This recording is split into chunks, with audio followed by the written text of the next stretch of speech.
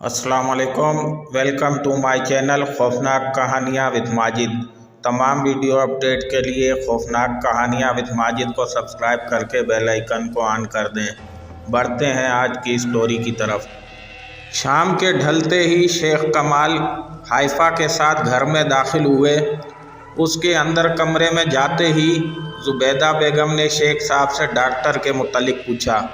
शेख कमाल ने डॉक्टर से होने वाली सारी बात तफसील के साथ उनको बता दी। कल इंशाल्लाह अहमर घर आएगा। उसने कहा है कि कोई परेशानी की बात नहीं है। कभी कभी ऐसा हो जाता है कि इंसान खुद से ही बातें करने लग जाता है। या अल्लाह, मेरी हाइफा को कोई बीमारी ना हो, अगर है तो उसको शफा अता कर। शेख साहब, मुझे एक बात की समझ नहीं आई, अहमर ने हाइफा को क्लिनिक पर क्यों नहीं बुलवाया है? अहमर बहुत ही समझदार है। तुमको तो मालूम है, हमारे यहाँ अगर कोई नफ्सियाती डॉक्टर के पास जाता है तो लोग समझते हैं ये पागल है, जबकि नफ्सियाती डॉक्टर के पास जाने वाला हर इंसान पागल नहीं होता। और अहमर के क्लिनिक पर अजफर का दोस्त काम करता है। अगर मैं हाइफा को लेकर वहाँ जाता तो वो अजफर को बता देता और फिर अजफर आपा को बता देता। यूं सबके सामने सारी बात खुलकर आ जाती। इसलिए अहमर ने यहाँ घर आना मुनासिब समझा। ये कहकर वो नमाज पढ़ने चले गए। बर्फ़ से ढके हुए फलकबोस पहाड़ों पर स्याह रात उतर आई थी। चांद उन फलकबोस पहाड़ों के इस कदर करीब था, यूं लग रहा था जैसे उनसे बातें कर रहा हो। तब ही जमील हाइफा को लेकर वादी में उतरा। हाइफा, अपनी आंखें खोल लो, हम वादी पहुंच गए हैं। जमील के कहने पर उसने अपनी आंखें खोल दी, मगर हर तरफ अंधेरा था। जमील, यहाँ तो हर तरफ बहुत अंधेरा है, मुझे डर लग रहा है। उसने उसका हाथ पकड़ते हुए कहा, मेरे होते हुए डर कैसा, लो अभी हर तरफ रोशनी कर देता हूँ। जमील के ये कहते ही उनके रास्ते में मशालें रोशन होना शुरू हो गईं। हाइफा उसका हाथ थामे जैसे जैसे घास पर अपने कदम बढ़ा रही थी, वैसे ही सुर्ख गुलाब उसके पैरों में बिछते जा रहे थे। नन्हे नन्हे जुगनू उसके आसपास दायरा बनाकर घूम रहे थे। चमकती हुई तितलियां उसके इर्द गिर्द रक्स कर रही थीं। उसने हाथ बढ़ाकर एक तितली को अपने हाथ की हथेली पर रखा। हाइफा खुश होने के साथ साथ ये सब देखकर हैरान भी थी। वो दोनों चलते हुए नदी के पास पहुंच गए। हाइफा ने अपने पैरों पर घूमकर वादी के चारों तरफ देखा। वो खुशी से झूम रही थी। तभी उसके सर पर रंग बिरंगे फूलों की बरसात होने लगी। वो अपने हाथ खोलकर उन फूलों को अपने दामन में समेटने लगी। मैं बहुत बहुत खुश हूँ जमील, उसने खुश होते हुए ऊंची आवाज़ में कहा। जमील थोड़े ही फासले पर खड़ा उसको खुश होते देख रहा था। वो धीरे धीरे चलता हुआ उसके पास आया और सितारों से भरे सुर्ख आंचल से उसके सर को ढांप दिया। मैं तुमसे बहुत मोहब्बत करती हूँ जमील, कभी मेरी ज़िंदगी से दूर मत जाना। उसने नम आँखों से जमील की तरफ देखकर कहा। पता है जमील, मैंने ख्वाब में ये खूबसूरत जगह देखी थी, तुम्हारे साथ मैं यहाँ पर आई थी, मगर आज हकीकत में मैं तुम्हारे साथ हूँ। मेरे लिए इससे बढ़कर दुनिया में कोई खुशी नहीं है। फिर उसने जमील को अपना सारा ख्वाब सुनाया। जमील, तुमने तो कहा था कि तुम्हारे कबीले के बाकी अफराद भी यहीं पर रहते हैं, मगर यहाँ तो कोई भी नज़र नहीं आ रहा। वो आसपास देखकर बोली, ये वादी भी हमारी ही है, हम यहाँ जैसे चाहें घूम सकते हैं, मगर वो सामने पहाड़ देख रही हो, उसके पार हमारा बसेरा है। उसने हाथ से पहाड़ों की तरफ इशारा करके बताया। कुछ देर तक मैं तुम्हें अपने कबीले के लोग दिखाता हूँ। जमील, मैंने तुमसे एक बात कहनी है, उसने परेशान होकर कहा। जमील जानता था कि वो क्या कहने वाली है। वो उसका ज़हन पढ़ सकता था, मगर वो उसके मुंह से सुनना चाहता था। मेरे घर वालों को मुझ पर शक हो गया है। उनको लगता है मैं किसी से बातें करती हूँ। वो मुझे अजीब सी नज़रों से देखते हैं। मुझे डर है वो मुझे तुमसे दूर ना कर दें। उनको क्या मालूम मैं तुमसे बातें करती हूँ, वो परेशान से लहजे में बोली। ये बात याद रखना हाइफा, तुमको मुझसे कोई जुदा नहीं कर सकता। मेरी मोहब्बत तुमको कभी खुद से दूर नहीं जाने देगी। उसने उसके हाथों को अपने हाथों में लेते हुए कहा, अगर तुम इजाज़त दो तो क्या मैं तुम्हारे जिस्म में दाखिल हो सकता हूँ?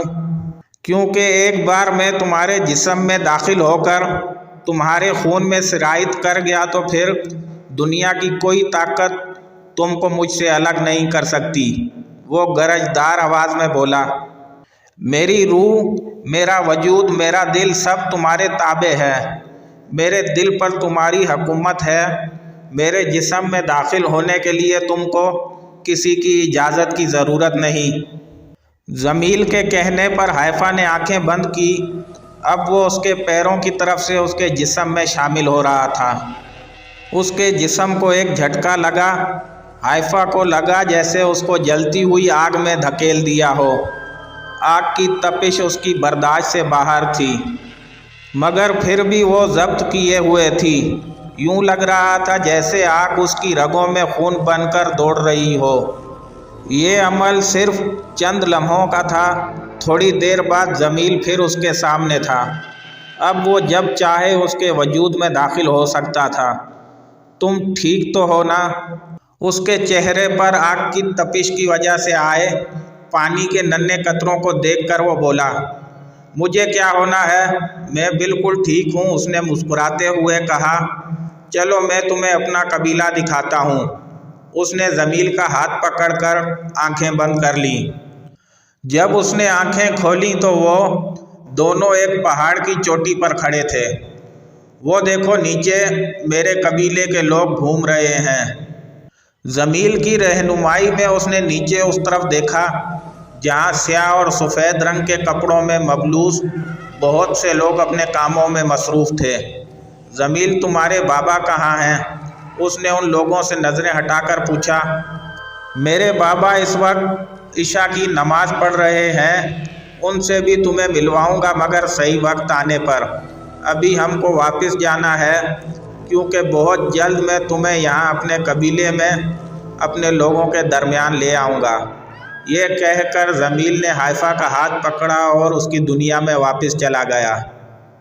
हाइफा जैसे ही कमरे में दाखिल हुई, वह आशू के हाथ में गजरे और वो डबोटा देखकर हैरान रह गई जो जमील ने उसे दिया था। ये तुम्हें कहाँ से मिले हैं? तुमने मेरी अलमारी की तलाशी ली? उसने गुस्से से कहते हुए आशू के हाथ से गजरे और डबोटा छीन लिया। आपी, ये सब क्या है? ये गजरे और डबोटा कहाँ से आए हैं? मुझे ये बताएं, उसने पूछा। तुम कौन होती हो मुझसे ये पूछने वाली? और ये गजरे और ये डबोटा मेरा है। उसने वापस दोनों चीज़ें अलमारी में रखते हुए कहा। आपी, मुझे अच्छी तरह याद है, ये वही गजरे हैं जो कुछ दिन पहले हम शादी में गए थे तब वहाँ मिले थे। हाँ, तो वो गजरे मुझे अच्छे लगे थे, इसलिए मैंने उठा कर रख लिए। इसमें क्या तुम इतनी तफ्तीश किस लिए कर रही हो? वो नाराज़ होते हुए बोली। ठीक है, आप ये गजरे वहाँ से लाई हैं, मगर आप ही गजरे दूसरे ही दिन मुरझा जाते हैं, मगर ये अभी तक वैसे ही फ्रेश हैं। और आपके पास ये दुपट्टा मैंने पहले कभी नहीं देखा। बताएं, मुझे क्या छुपा रही हैं मुझसे?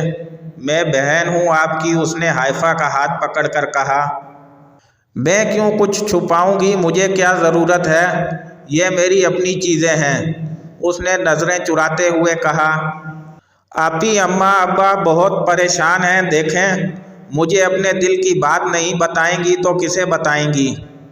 मैं सुन रही हूँ, जो भी आपके दिल में है मुझे बताएं, उसने अपनी आपी को कुर्सी पर बिठाकर पूछा। हाइफा अपनी छोटी बहन को कुछ देर तक यूं ही देखती रही, जैसे ये फैसला करने की कोशिश कर रही हो कि उसको कुछ बताए या ना बताए। बिल आखिर उसने आशू को सब कुछ बताने का फ़ैसला कर लिया। वो आशू को शुरू से लेकर अब तक होने वाली हर बात तफसील से बताने लगी। اور आशू खामोशी से उसको टोके बिना उसकी सारी बात सुनने लगी। शाम की चाय पर डॉक्टर अहमर फारूकी शेख कमाल के घर पर मौजूद था। शेख कमाल ने अपनी फैमिली को डॉक्टर अहमर से मिलवाया। थोड़ी देर बाद ड्राइंग रूम में हाइफा और डॉक्टर अहमर के अलावा सभी वहां से चले गए। शेख कमाल से बाहर कोई मिलने आ गया था और जुबैदा बेगम नमाज पढ़ने और आशू रात के खाने का बहाना बनाकर वहां से आ गई थी। डॉक्टर अहमर ने हाइफा से गुफ्तगू का आगाज़ मामूल की बातों से किया था। वो क्या करती हैं, उनके शौक़ क्या हैं, वगैरह वगैरह। वैसे हाइफा, आपको कभी लगा कि आपके अलावा भी कोई आपके साथ है? मसलन अक्सर लोग ऐसे ही कोई ख्याली पैकर बना लेते हैं, फिर उसको हकीकत समझकर उससे बातें करने लगते हैं। आपका क्या ख्याल है, क्या ऐसा होता है? वो चाय का कप टेबल पर रखते हुए बोली। आप माहिर नफ्सियात हैं, मुझसे बेहतर तो आप इन चीज़ों के बारे में जानते हैं। उसने नागवारी से कहा। जी बिल्कुल ऐसा है। बाज़ औक़ात इंसान को अपनी बीमारी का इल्म नहीं होता, जबकि उसके साथ रहने वाले उसको बेहतर जानते हैं कि वो क्या कर रहा है, क्या नहीं कर रहा है। उन्होंने उसकी आंखों में देखते हुए कहा। ये बीमारी की बातें छोड़ें, ये बताएं, जिन्नात पर यकीन है कि हमारी दुनिया में जिन्नात आज भी मौजूद हैं, हालांकि साइंस उनके वजूद से इनकार करती है? उसने पूछा। बिल्कुल यकीन है, जिन्नात भी अल्लाह की मखलूक हैं। उनका ज़िक्र कुरान पाक में मौजूद है। हाँ, मगर उनकी अपनी दुनिया है, वो इंसानों की दुनिया से दूर रहते हैं। उन्होंने कहा। वो हमारे आसपास ही रहते हैं, मगर हम अनजान होते हैं। मुझे मालूम है आप यहाँ क्यों आए हैं, मगर एक बात याद रखें, मुझे कोई ज़हनी बीमारी नहीं है और यहाँ से जाते हुए ये बात आप मेरे वालिदैन को बताकर जाएंगे। ये बात कहते हुए हाइफा की आंखों का रंग आग रंग जैसा हो गया था, मगर ऐसा सिर्फ चंद सेकंड के लिए हुआ था। अगले ही लम्हे हाइफा की आंखों का रंग पहले जैसा हो गया। इस बात के बाद डॉक्टर अहमर ने हाइफा से कोई बात नहीं की और हाइफा भी खामोशी से चाय पीती रही।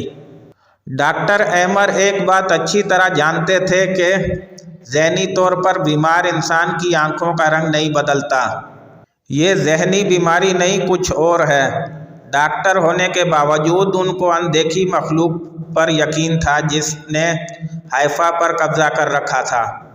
डॉक्टर अहमर ने शेख कमाल को सिर्फ ये कहा कि हाइफा को कोई ज़हनी बीमारी नहीं है, इसको जो बीमारी है उसका इलाज किसी डॉक्टर के पास नहीं बल्कि किसी रूहानी बुज़ुर्ग के पास है। इतना कहकर वो वहाँ रुके नहीं थे।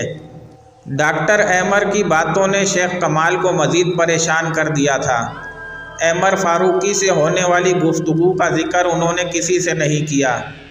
कुछ दिन बाद शेख कमाल को किसी ने एक आदमी के बारे में बताया था जो एक आमिल था। आज वो उसको साथ लेकर घर आए थे ताकि घर में अगर कोई अनदेखी मखलूक है तो उससे छुटकारा पा सकें। इस काम के उसने शेख कमाल से पैसे भी मांगे जो उन्होंने काम पूरा होने की सूरत में देने का वादा किया था। वो घर के बड़े कमरे में मौजूद था। उसने सब्ज रंग का चूगा पहन रखा था। उसके पास एक थैला था। वो नीचे फर्श पर दरी बिछाकर बैठ गया। उसने कमाल साहब से कोयले मंगवाए और उनको दहका कर उन पर थैले से कोई सफूफ निकाल कर डाला, जिससे कमरे में धुआं भर गया। शेख कमाल उसके सामने ही बैठे थे। वो एक ढोंगी आमिल बाबा था जो लोगों को बेवकूफ़ बनाकर उनसे पैसे लेता था। उसने बातों ही बातों में शेख कमाल से सारी बात उगलवाई कि मसला उनके घर का नहीं है, उनकी बेटी पर शायद कोई साया है। उसने कमाल साहब को अपनी बेटी को यहाँ लाने के लिए कहा। थोड़ी देर बाद शेख कमाल हाइफा को लेकर उस कमरे में आए। उन्होंने हाइफा से झूठ बोला कि वो उसे किसी से मिलवाना चाहते हैं। हाइफा कमरे का मंजर देखकर हैरान थी कि ये क्या हो रहा है। बाबा, ये सब क्या है और ये आदमी कौन है? ये हमारे घर में क्या कर रहा है? उसने सवालिया नज़रों से उनसे पूछा। कुछ नहीं बेटा, तुम यहाँ इनके सामने बैठ जाओ, तुमको जो बीमारी है ये उसका इलाज करने आए हैं। मगर बाबा मुझे कोई बीमारी नहीं है, उसने वापस मुड़ते हुए कहा। अरे लड़की चुपचाप बैठ जा, क्या बुजुर्गों के सामने ज़्यादा जुबान चलती है तेरी, उसने गुस्से से कहा। और तुम बाहर जाओ, मैं ज़रा इसकी बीमारी का इलाज कर लूँ, बहुत बुरा साया है इस पर, बाहर से दरवाज़ा बंद कर देना। ये साया बाहर ना निकल जाए, मैं इसे जलाकर भस्म कर दूंगा, और जब तक मैं ना कहूँ बाहर से दरवाज़ा मत खोलना, उसने आंखें बंद करते हुए कहा और मुंह में कुछ पड़ने लगा।